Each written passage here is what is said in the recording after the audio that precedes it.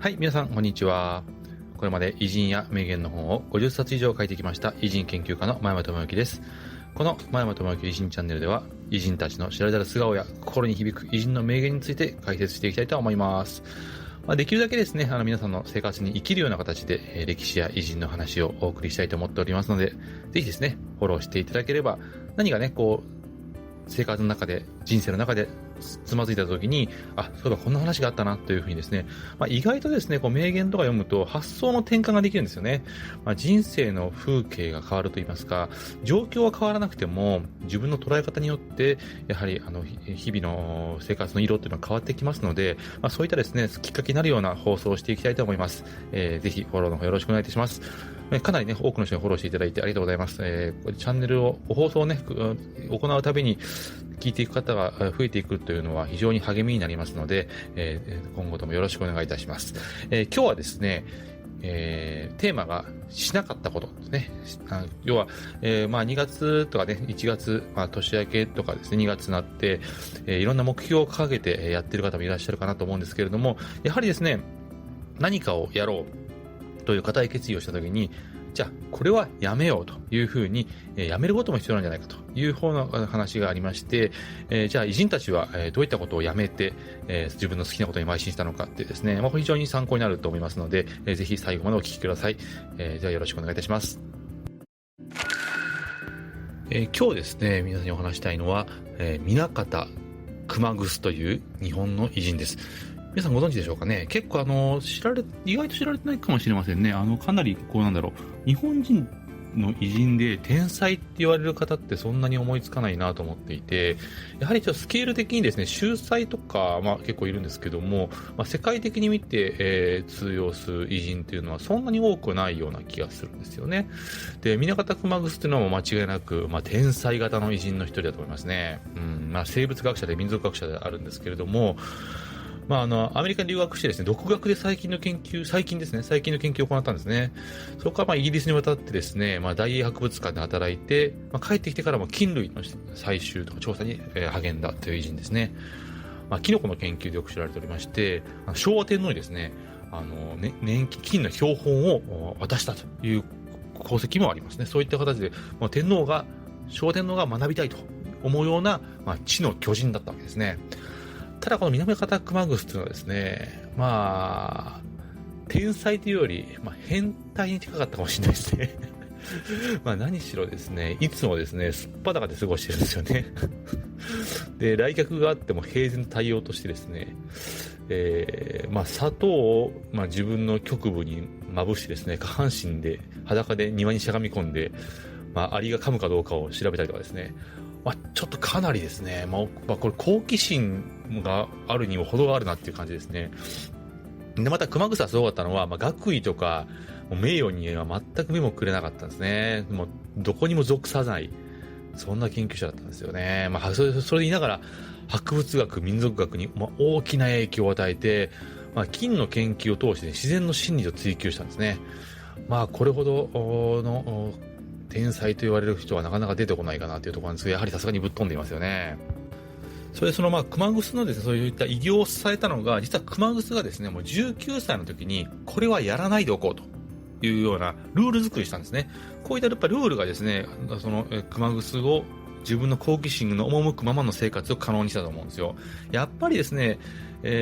熊楠ぐらい好きなことがある人でも、やっぱりいろんな誘惑ってやっぱあるんで、ルールを決めて、削っていくってことですよね。ではどういったことを熊楠は習慣化、ルール化したのかっていうのはね、私たちの生活にも活かせそうなので、そういった話をしていきたいと思いますが、その前にですね、熊楠がいかに、すごかったかっていう話をもう少しだけさせてください。熊楠のですね、その天才ぶりというのは実は子供の頃から発揮されておりまして、最近ですね、そうですね、この前中田敦彦さんに、天才を育てた親はどんな言葉をかけていたのかっていう本をですね、ご紹介いただいて、まさしくですね、熊楠の天才ぶりをですね、幼少期から発揮した偉人について、本を紹介してもらったところですね、本がものすごく売れていまして、Amazon でももう品切れで、もう追いつかないぐらいですね。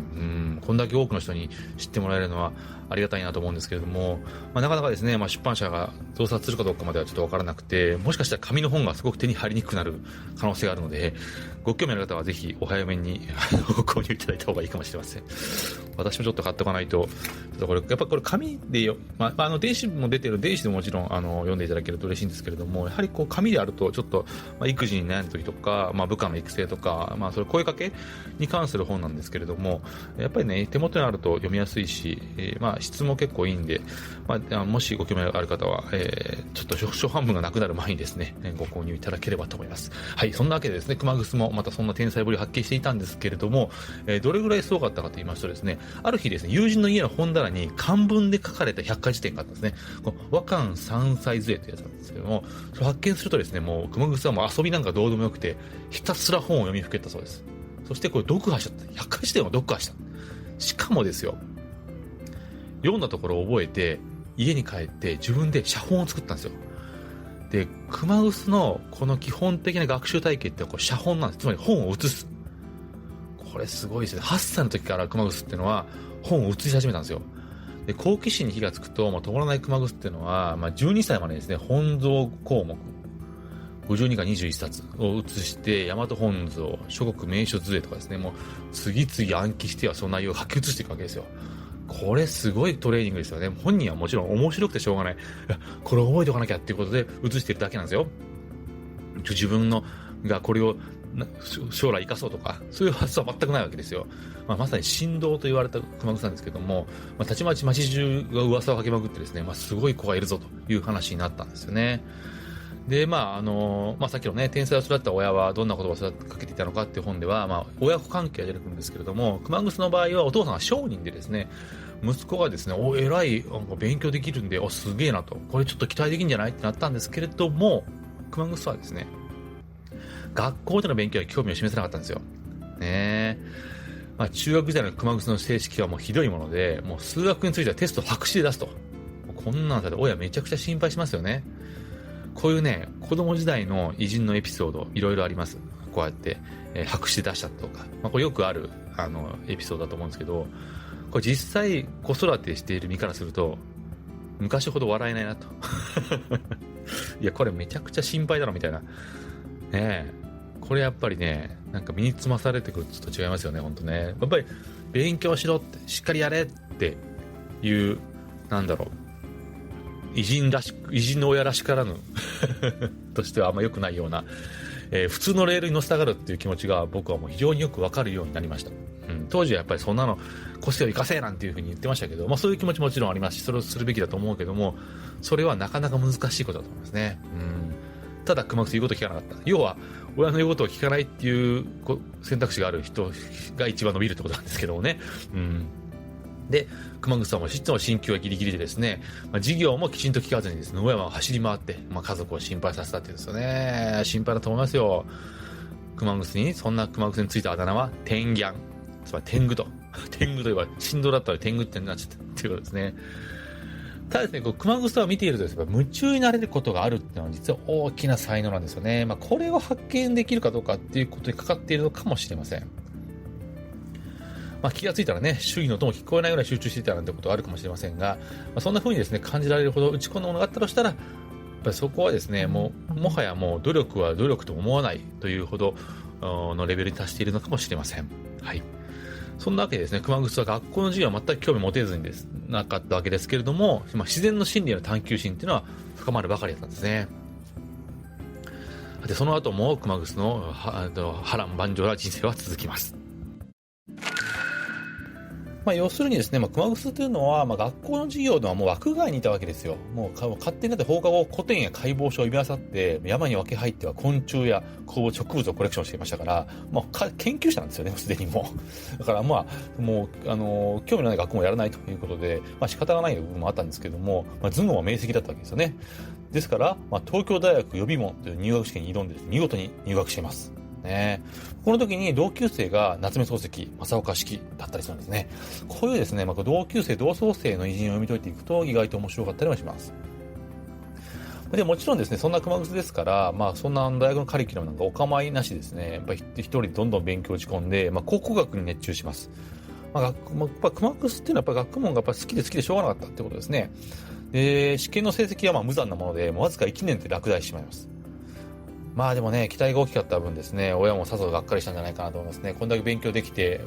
学校の成績散々だったけども、いい大学入ってくれてよかったなと思いきやですね、1年で落第してしまうと。やっぱどうなってんだと。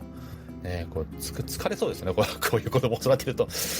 ただ、熊楠はお構いなしですね、今度は研究のためにアメリカ行きを決意するんですね。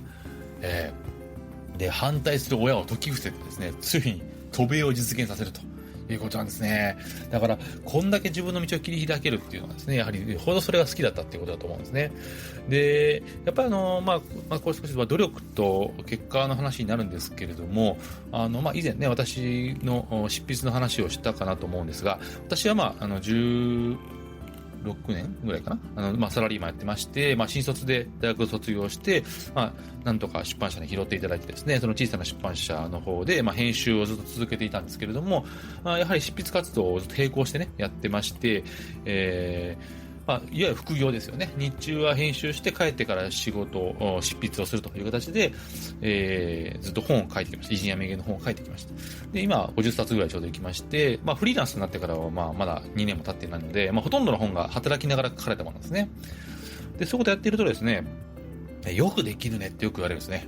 よく働きながらこんな書けるねって言われたりもするってですね、確かに自分でもそうだなと思うんですけれども、私は書くこととか調べることっていうのは全く苦じゃないわけですよ。やっぱ好きなことなんで、そんなに大きな他に趣味もないんで、やっぱりこうやっていろんなことを調べて文章にして書く。それをしかも読んでもらえる人がいるっていうのもすごく幸せなことで、なので、あんま苦じゃないんですよね。どっちかというと書く時間がないという苦はあったんで、やめることになったわけですけれども、こういうですね、熊楠もそうなんですけども、他の人から見たら、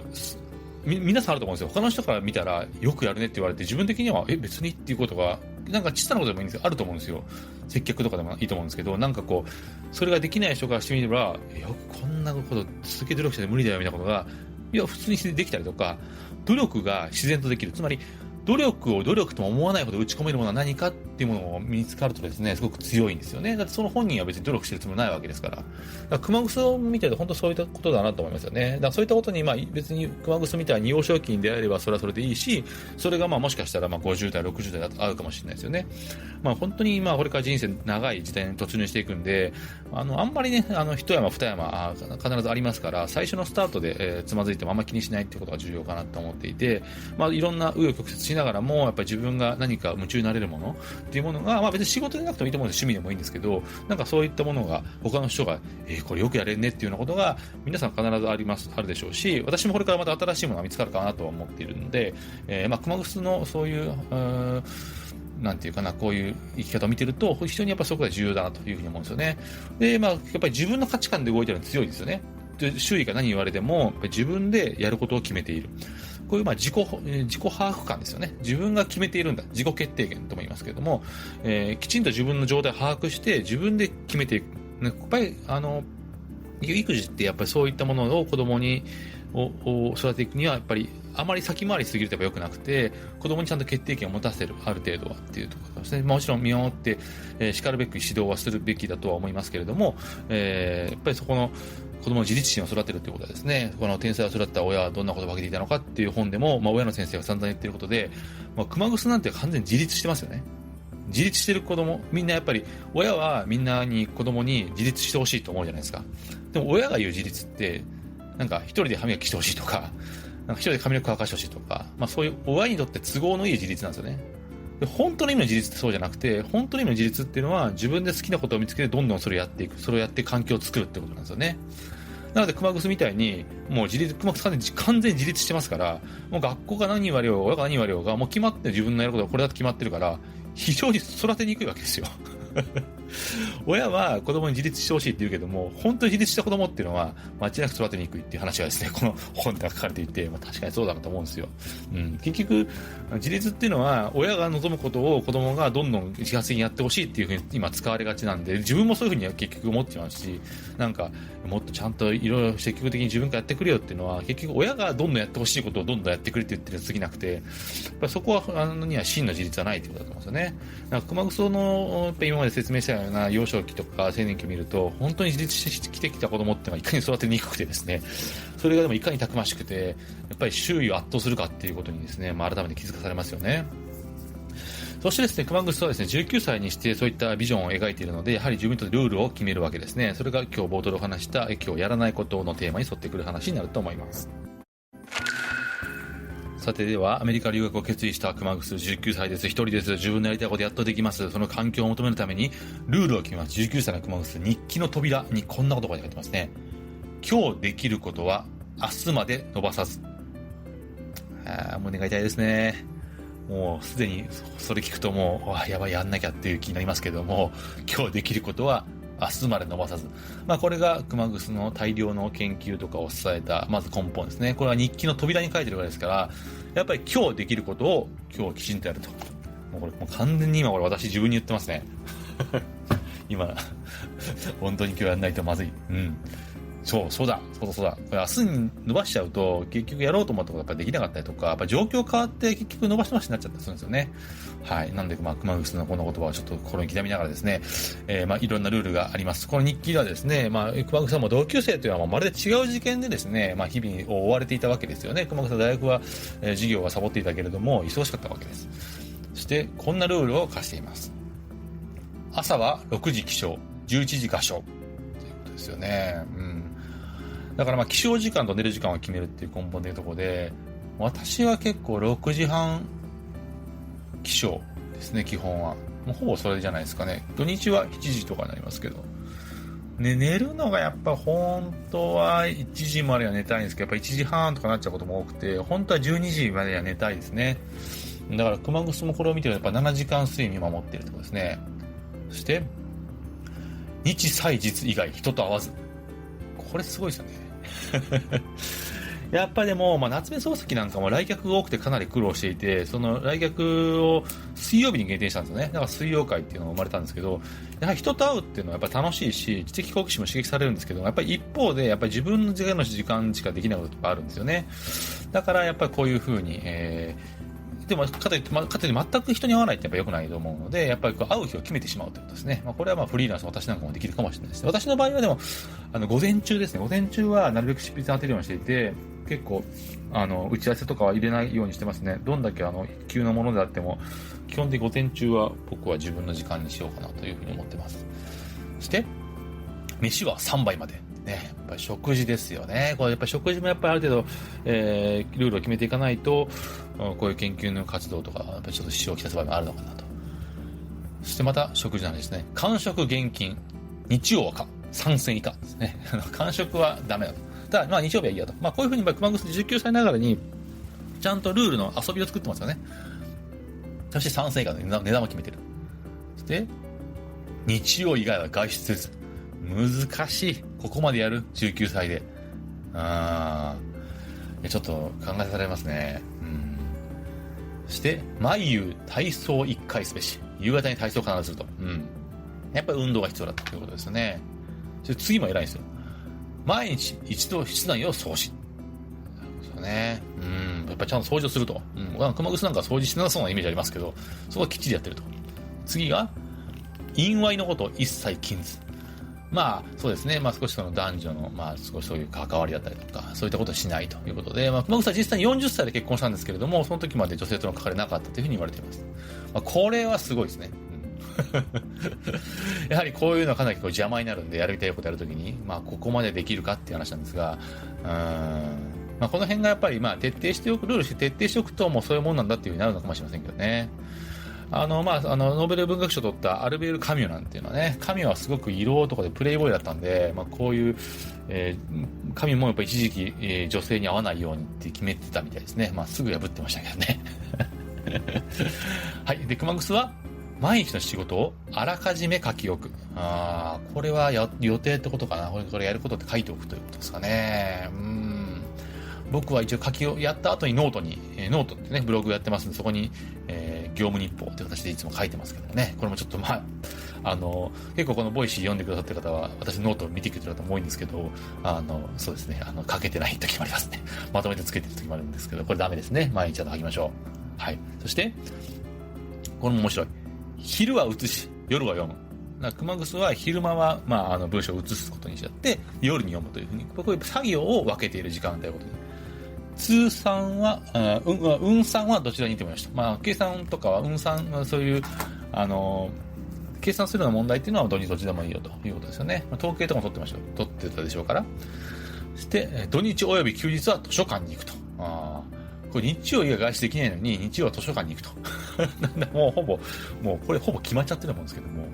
あれでですね、戒律のようなですね、厳格さなんですけれども、熊楠さんは日々の過ごし方が人生を形作るってことをよく知ってたと思うんですよね。これで全てなんですけども、今回のね、ボイシーさんのテーマがやらないことってことなんですけども、やっぱやらないことを決めて、しかもやることを決めていく。確かに熊楠ってのはその両方やっていたってことですね。やっぱりよく多いのが、やっぱりやらなければならないことばっか多すぎて、やっぱやめないとやっぱできないってことがありますね。で、これはですね、ぜひですね、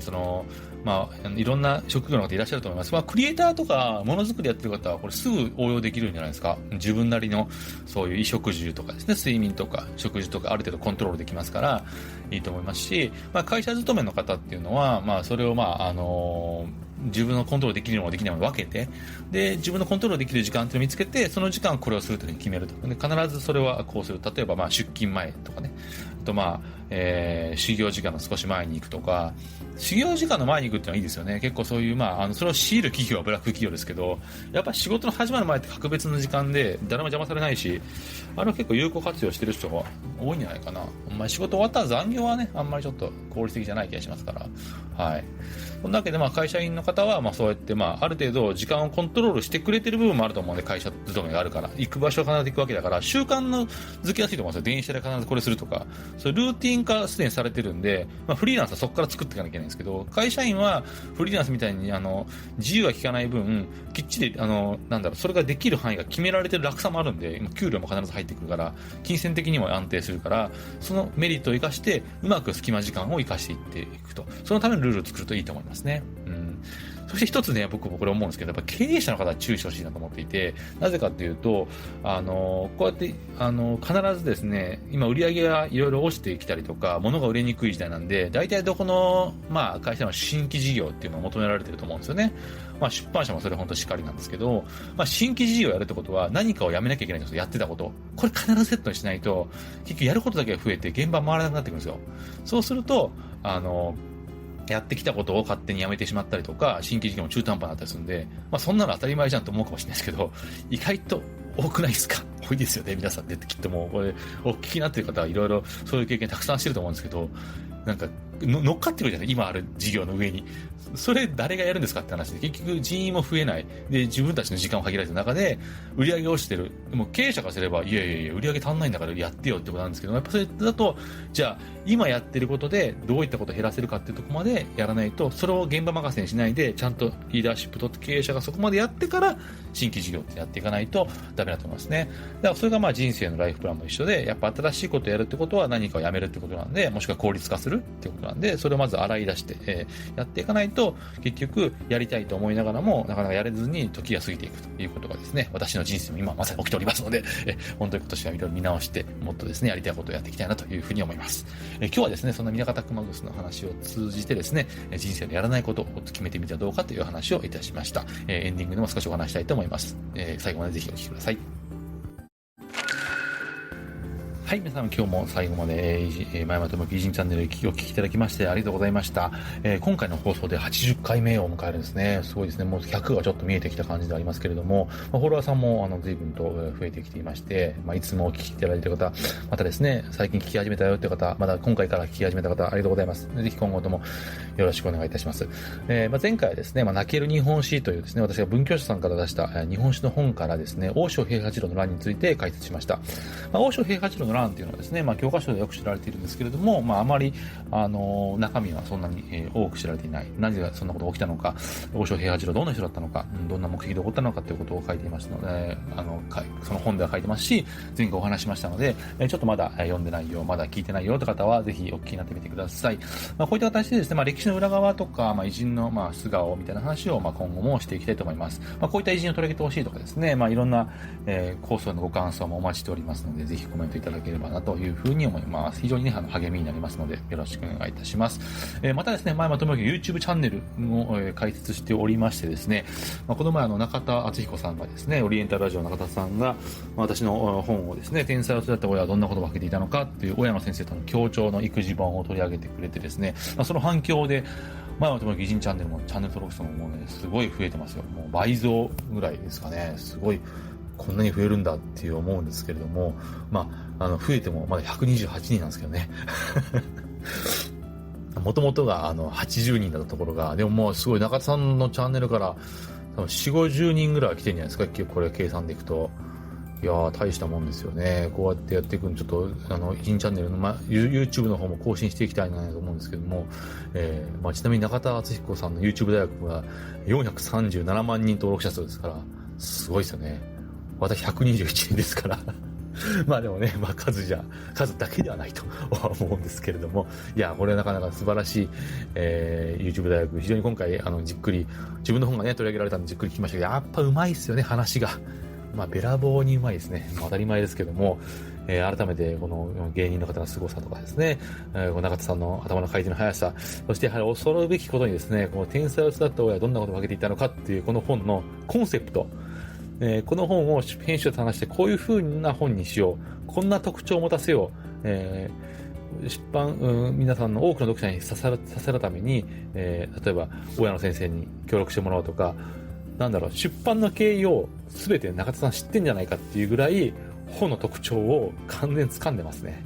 いや、1回目の最初聞いてびっくりしましたね、本当それは。ここまでわかるんだなと。もちろん前書きとか後書きにそういうことは書いてたりはするんですけども、